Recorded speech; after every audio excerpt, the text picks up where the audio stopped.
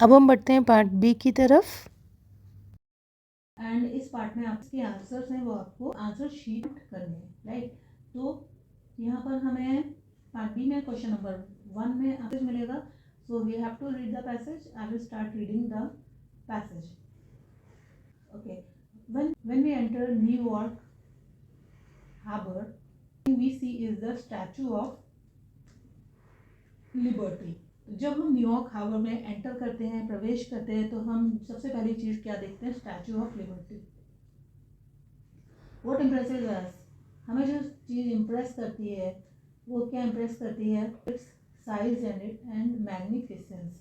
इसकी जो भव्यता है और उसका बड़ा साइज है वो हमें इम्प्रेस करता है। Have you ever wondered how it came to be there?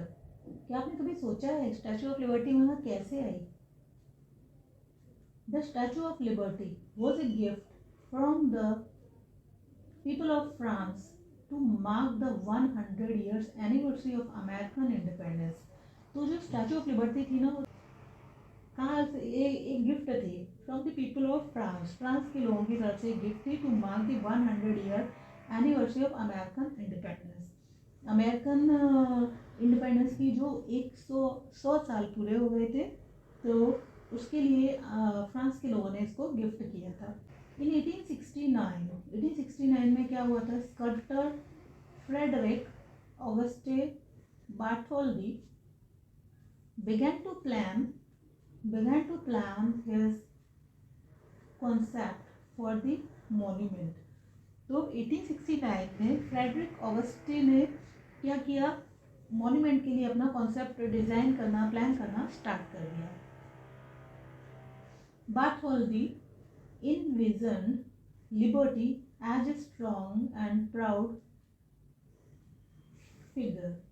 तो उन्होंने उसकी कल्पना कैसे की? एक स्ट्रॉन्ग और प्राउड फिगर के रूप में, ताकि वो personified not only the majestic Greek goddesses of the past. मतलब उन्होंने जिस फिगर की कल्पना बनाई थी वो न केवल ग्रीक गॉडेस मतलब देवी, जो पास्ट की महान ग्रीक देवियाँ थी, उनको न केवल पर्सोनिफाई करती थी, बट और क्या करती थी? But also the working man and women of the present. तो वो ग्रीक गॉडेस को भी सिंबॉलिफाई करती थी, और जो वर्किंग मैन एंड वीमेन थे, प्रेजेंट के काम करने वाले लोग थे, उनको भी वो क्या करती थी? सिंबॉलिफाई करती थी। ओके, फाइनली 1884 में क्या हुआ है? The work was finished. Work finish हो गया and liberty was packed into 214 crates. और लिबर्टी को, स्टैचू ऑफ लिबर्टी को 214 क्रेट्स में पैक कर दिया गया and send to New York city. और न्यूयॉर्क सिटी में उसको भेज दिया गया। But there was one problem. एक प्रॉब्लम थी। क्या प्रॉब्लम थी?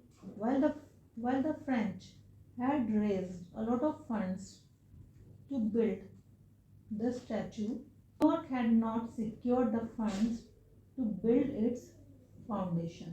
मतलब फ्रेंच लोग थे, उन्होंने तो इसको बनाने में बहुत सारा फंड्स कर दिया था, बहुत सारे पैसे खर्च किए थे, बट न्यूयॉर्क ने इसकी फाउंडेशन बनाने के लिए भी पैसे इकट्ठे नहीं कर पाए थे।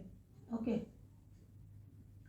It was not until a New York newspaper implored people for donations that money became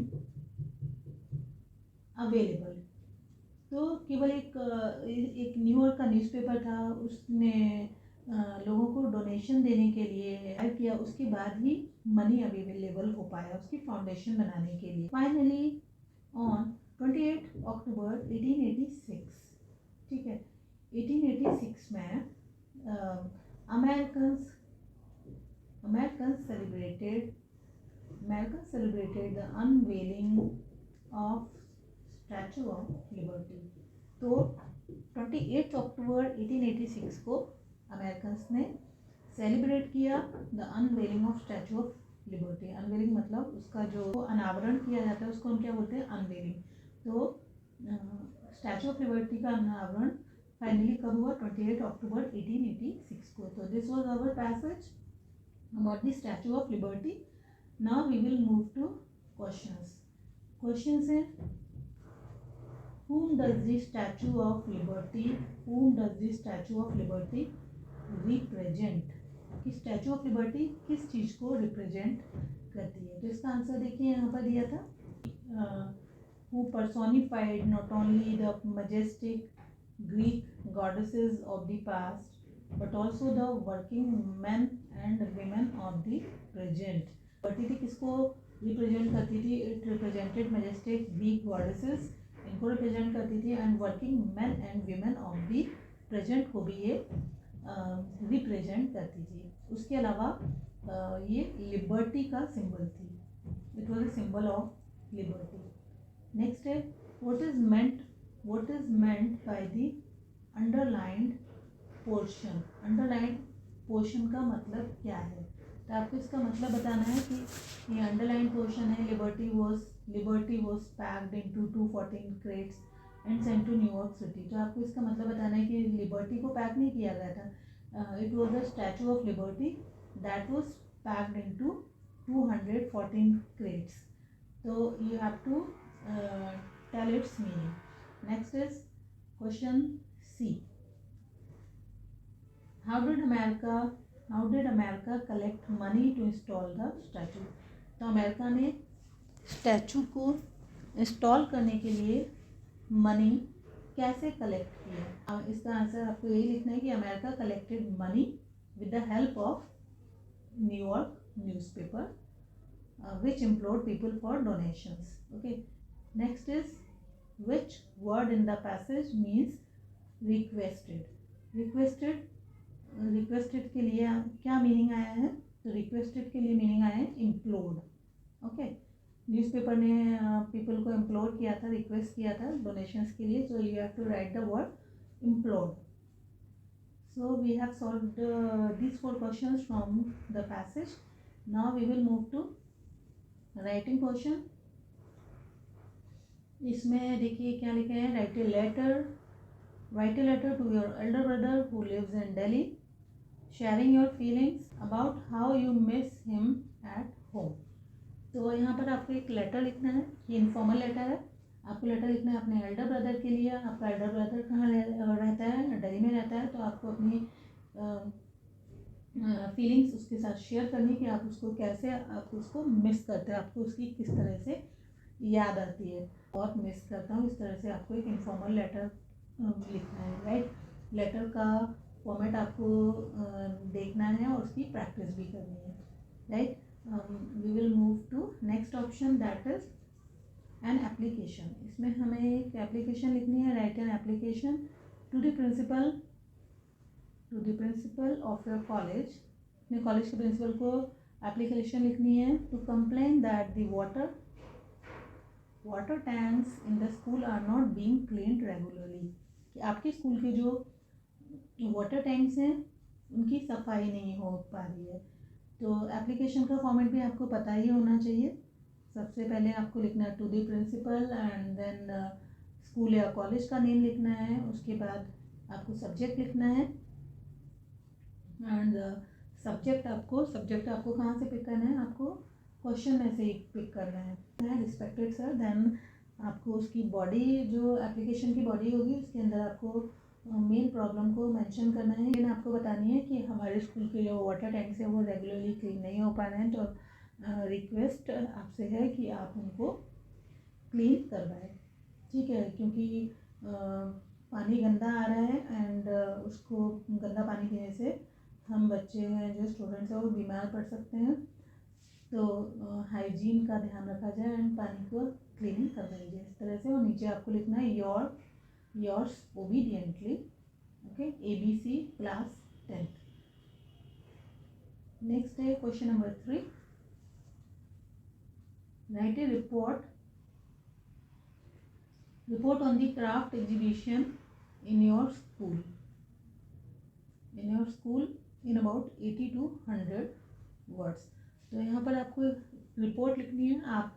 आपने किसी क्राफ्ट एग्जीबिशन को विजिट किया है, आप क्राफ्ट एग्जीबिशन को देखने गए हो, तो वहाँ की आपको रिपोर्ट लिखनी है कि आप कौन सी डेट को गए हैं, कौन सी आपने एग्जीबिशन विजिट की है, वहाँ पर आपने क्या क्या देखा, उसके टाइमिंग्स क्या थे, आपने कौन कौन से आर्टिस्ट की क्राफ्ट्स को देखा और वो सब आपको कैसा लगा, तो इसके बारे में आपको एक रिपोर्ट लिखनी है। ठीक है, इसके लिए आपको हिंट्स दी गई हैं यहाँ पर।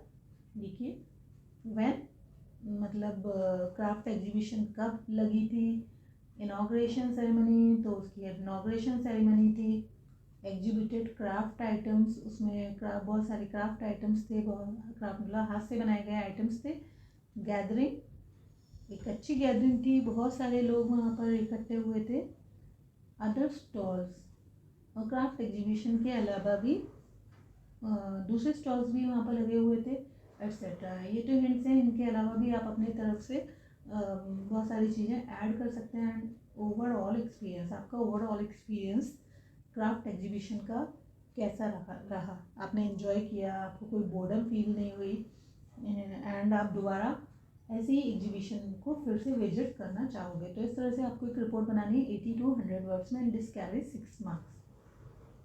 ऑप्शन में दिया है next, look at the picture given below. एक नीचे पिक्चर दी गई है। Taking clues from it, right an article लिखना है on advantages and disadvantages of internet. Internet के एडवांटेजेस मतलब फ़ायदे और डिसएडवांटेज में नुकसान। फ़ायदे और नुकसान इंटरनेट के बारे में आपको यहाँ पर एक आर्टिकल लिखना है। नीचे हिंट्स दी गई हैं, ये दिस इज़ वेरी गुड कि नीचे सारी हिंट्स दी गई हैं, तो आप इन हिंट्स का यूज़ करते हुए एक आर्टिकल लिख सकते हैं। जैसे बीच में दिया है इंटरनेट, एंड आप देखिए कि इंटरनेट से क्या क्या हो सकता है। कम्युनिकेशन, ठीक है, कम्युनिकेशन फॉरम है। सोशल एलिनेशन, तो ये इसका डिसएडवांटेज है। ओके, ये यहाँ पर एडवांटेज है। ऑनलाइन शॉपिंग कर सकते हैं, एंटरटेनमेंट कर सकते हैं, ऑनलाइन कोर्सेज कर सकते हैं। ठीक है, तो जो लेफ्ट में दिए गए हैं वो क्या है, इसके एडवांटेजेस है। ये कम यहाँ से लेके और ये यहाँ तक क्या है, इसके एडवांटेजेस हैं। एंड अगर हम यहाँ से बात करें, सोशल एलिनेशन मतलब अलगाव, समाज से अलगाव हो जाता है। साइबर क्राइम होते हैं इंटरनेट से, एंड इंटरनेट एडिक्शन, इंटरनेट की लत लग जाती है। तो ये सारे क्या हैं, डिसएडवांटेजेस हैं। तो आपको इन एडवांटेजेस और डिसएडवांटेजेस को एलैबोरेट करना है, इनको और ज़्यादा डिस्क्राइब करके एक आर्टिकल बनाना है। नेक्स्ट चलते हैं हम ग्रामर पार्ट पर चलते हैं। तो क्वेश्चन नंबर 4 के ए पर आते हैं। यहाँ पर क्या लिखा है, rewrite the following sentence by changing into indirect speech. आपको इसको इनडायरेक्ट स्पीच में चेंज करना है। ओके, तो the question is, the boy said to the teacher. Boy ने टीचर से कहा, please give me 1 day leave. Please मुझे 1 दिन की लीव दे दो। तो प्लीज़ लगा हुआ है, तो हम जो ये सेट टू लिखा है, सेट टू, इसको हम किससे चेंज करेंगे, सेट टू की जगह हम लगा देंगे रिक्वेस्टेड। क्या लगा, राइट, तो ये आ जाएगा सेट टू की जगह। तो the boy requested the teacher, then ये वाला जो कॉमा है इसको हम हटा देंगे, एंड ये जो डबल इन्वर्टेड कॉमास हैं इनको भी हम हटा देंगे, एंड यहाँ पर जो 2 डबल इन्वर्टेड कॉमास लगे इनको भी हम हटा देंगे, राइट। तो एंड अब ये प्लीज़ दिया हुआ, तो प्लीज़ की जगह हमने क्या लगा दिया, रिक्वेस्टेड। तो प्लीज़ को भी हम क्या करेंगे, इसको रिमूव कर देंगे। देन अभी रिक्वेस्टेड है, तो the boy requested the teacher. अब गिव है, तो हम गिव के पहले क्या लगाएंगे, टू। ठीक है, टू गिव। ठीक है, अब मी मतलब किसको, बॉय को। तो मी की जगह क्या आ जाएगा, मी की जगह आएगा हिम। इसका हमारा पूरा सेंटेंस क्या बना, the boy requested the teacher to give him 1 day leave. So this was converted into indirect speech. Now देखिए नेक्स्ट है फॉलोइंग इनटू पैसिव वॉइस. आपको इसको पैसिव वॉइस में चेंज करना है. यू इंग्लिश, तुम्हें इंग्लिश किसने पढ़ाई. तो जो हु वाले सेंटेंस हैं, हु की जगह क्या आपको यूज़ करना है, बाय हुम. तो बाय हुम ये टेंस कौन सा है, पैसे आप चेंज करेंगे बाय हु. फिर ये पास्ट टेंस है, तो पास्ट टेंस में आपको वॉज या वर का यूज़ करना है. यू के साथ आएगा were. By whom were you taught English, question mark. Next question is punctuate the following. इसमें आपको क्या करना है, पंक्चुएट करना है. He wrote I can't come because I am ill. देख रहे हैं फर्स्ट जो फर्स्ट लेटर है ये कैसा बना हुआ है, स्मॉल. ठीक है, तो ये जो ही बना एच बना हुआ है, इसको हमें क्या बनाना है, कैपिटल बनाना है. Then he wrote. अब देखिए आई बना हुआ है, आई भी स्मॉल बना हुआ है, तो आई को भी आपको क्या करना है, इसको कैपिटल बनाना है. ओके. देन आप देखेंगे कांट में यहाँ पर कॉमा नहीं है, तो एन और टी के बीच में आपको क्या लगाना है, कॉमा लगाना है. नेक्स्ट देखिए ही wrote I can't come because आई. फिर से आई स्मॉल है, तो आपको आई को क्या करना है, इसको भी कैपिटल बनाना है. आपको क्या लगाना है यहाँ पर फुल स्टॉप नहीं दिया है, तो आपको लास्ट में क्या लगाना है, एक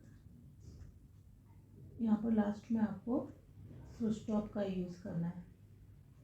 translate the following into English. तो नेक्स्ट क्वेश्चन है, this is related to translation. कल सुबह मैं पुस्तकालय जाना चाहता था. You can yesterday morning I wanted to go to the library.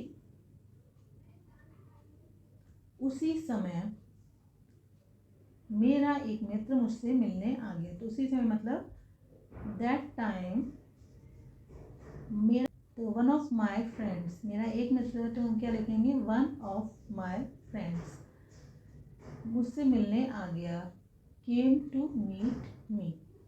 तो आप इसको उसी समय को लास्ट में भी लगा सकते हैं कि one of my friends came to meet me at that time. Okay. Next है हम शाम तक साथ रहे. वी वर टुगेदर या we remain together till evening.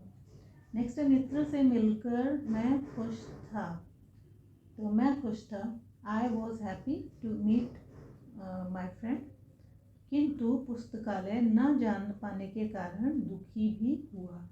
किंतु, तो किंतु के लिए क्या लगाएंगे हम, बट आई वॉज ऑल्सो, दुखी के लिए लिखेंगे sad. But I was also sad because I could not go to the library. Okay. Next देखिए क्वेश्चन 5. क्वेश्चन 5 इसमें क्या है, answer the following questions in about 30 to 40 words. ये 3 मार्क्स के क्वेश्चंस है, इनको आपको आंसर करना है. 5 में ए है, इसमें आपको क्या बताना है, mention varieties of bread that are an essential part of celebrations in Goa. तो ये बेकर फ्रॉम गोवा से क्वेश्चन लिया गया है. बहुत ही. Who took pity on the young seagull. Seagull के ऊपर किसने दया की. Where did he sleep that night. और वो कहाँ पर सोया. ठीक है, तो ये वाला क्वेश्चन है. द फर्स्ट स्लाइड से है. This question is next. How did Valli save money for the bus ticket. Valli ने अपने बस टिकट के लिए कैसे पैसे बचाए. ओके. और में क्वेश्चन दिया है, why was Lencho angry with the post office employees. Lencho post office employees के साथ से क्यों नाराज था. आई होप आपने इन सभी चैप्टर्स को थरोली अच्छे से रीड कर लिया है और इनके क्वेश्चन आंसर्स भी प्रिपेयर कर लिए हैं. अब बस टाइम है इन क्वेश्चंस को फर्दर प्रैक्टिस करने का. ओके. नेक्स्ट है आंसर एनी वन. इनमें से आपको एक क्वेश्चन का आंसर देना है. तो 6 का ए है, व्हाट लेसन डिड किसा Gautami learn in the end, किसा गौतमी को ने एंड में क्या लेसन, क्या शिक्षा मिली? तो बुद्ध ने उसको यही शिक्षा दी थी दैट डेथ इज अनएविटेबल, और उससे कोई नहीं बच सकता। Next is B, how did Mandela's idea of freedom change with age and experience? Mandela का जो फ्रीडम का आइडिया था वो धीरे धीरे करके उनकी एज और एक्सपीरियंस के साथ कैसे बदल गया। ठीक है, तो इस वाले क्वेश्चन में जो है आपको यही बताना है कि उसका जो नेल्सन मंडेला का फ्रीडम का कॉन्सेप्ट था, जब वो यूथ थे, यंग थे, तब उनकी जो पर्सनल लिबर्टी से रिलेटेड था। उसके बाद जैसे जैसे उनको एक्सपीरियंस गेन होता गया और जैसे जैसे वो बड़े होते गए तो उनको एक प्रोफाउंड रियलाइजेशन हुआ कि जो ट्रू फ्रीडम है उसका मतलब केवल पर्सनल फ्रीडम नहीं है, बल्कि कलेक्टिव लिबरेशन ऑफ इस पीपल है। जो लोगों का कलेक्टिव फ्रीडम है उससे मतलब है, क्योंकि उनके यहाँ के लोग थे, जनता थी, वो एक अपार्थाइड रेशियल सिस्टम जो था होता है, भेदभाव की नीति पॉलिसी होती है, उससे वो अप्रेस थे, प्रताड़ित थे। तो उनका जो कॉन्सेप्ट था वो धीरे धीरे करके एज और एक्सपीरियंस के साथ चेंज हुआ। So you have to write this type of things in this question. Question number 7, mention a few differences between a tiger in the zoo and a tiger in the jungle। आपको इस question में tiger जो कि जू में रहता है और दूसरा टाइगर जो कि जंगल में रहता है, दोनों के बीच में कुछ डिफरेंसेस बताने हैं। तो ये है आपको लिखने हैं 40 वर्ड्स का लिखना है। ठीक है, 40 वर्ड्स मीन्स एटलीस्ट आपको 4 लाइनें लिखनी है, 4 कम से कम आपको 4 या 5 डिफरेंसेस बताने हैं कि जू में जो टाइगर है वो कैसा है और नेचुरल जो हैबिटेट में टाइगर रहता है उन दोनों में डिफरेंस बताना है। तो डिफरेंसेस बहुत ही क्लियर हैं। जो टाइगर जंगल में रहता है वो फ्री होता है, एंड जो जू के अंदर टाइगर है वो कैसा है, हेल्पलेस है, सैड है, उदास है, वो कुछ कर नहीं सकता, बंद करके उसको रखा हुआ है, जबकि और वो एक छोटे से सेल में रहता है। जबकि जो टाइगर इन द जंगल है, he lives in the natural habitat, he is free to do anything, वो अपना प्रे, अपना शिकार अपने आप से ढूंढता है। ठीक है, तो इस तरह से आपको डिफरेंसेस यहाँ पर मेंशन करने हैं।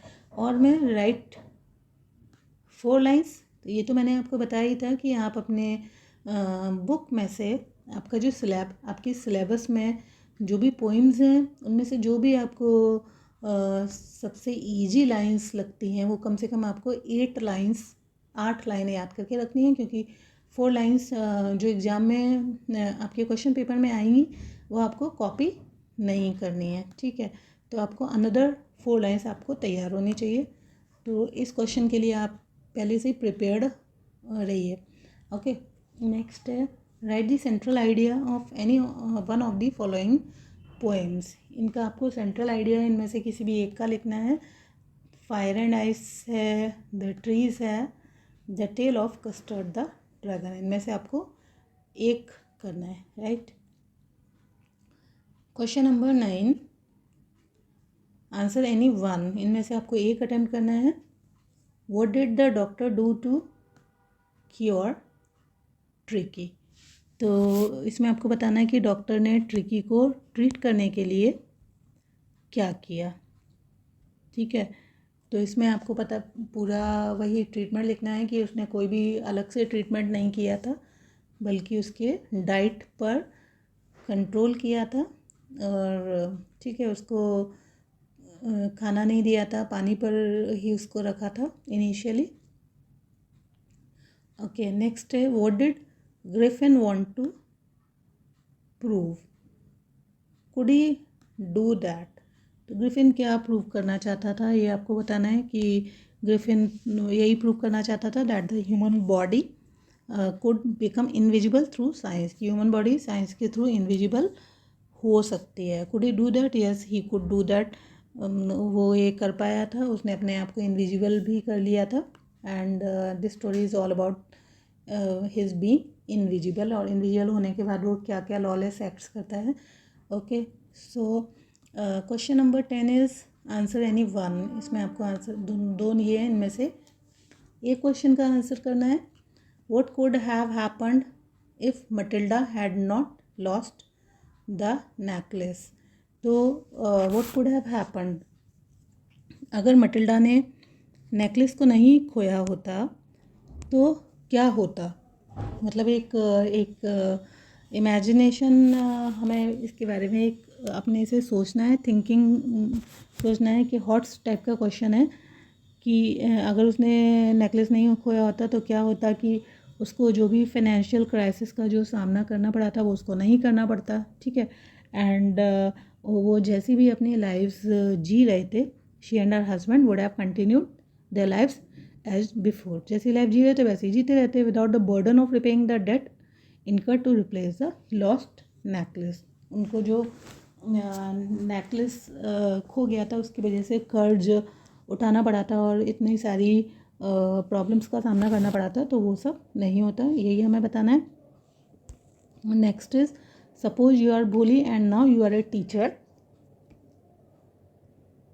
Suppose you are Bholi and now you are a teacher. Write about your family, your childhood and your present life. ये क्वेश्चन भी बहुत ईजी है कि इसमें सपोज करना है कि आप बोली हो और अब आप क्या हो, अब आप एक टीचर हो, तो आपको अपनी फैमिली, अपनी चाइल्डहुड और अपनी पर्सनल लाइफ के बारे में आपको लिखना है. किसके फॉर्म में लिखना है? भोली के फॉर्म में. तो भोली के इनफैक्ट भोली की लाइफ में के बारे में लिखना है, बट आई करके लिखना है क्योंकि जो ये क्वेश्चन है ये आपको सपोज करना है कि सपोज यू आर भोली. ओके स्टूडेंट्स, तो यहाँ पर मैंने पूरे क्वेश्चन को आपके सामने सॉल्व कर दिया है, आपको एक्सप्लेन कर दिया है. आई होप आपको ये पेपर पूरा बहुत अच्छी तरह से समझ में आ गया होगा और ये आपके लिए बहुत ही यूज़फुल रहेगा. तो all the best for your exams. Thank you. Bye bye.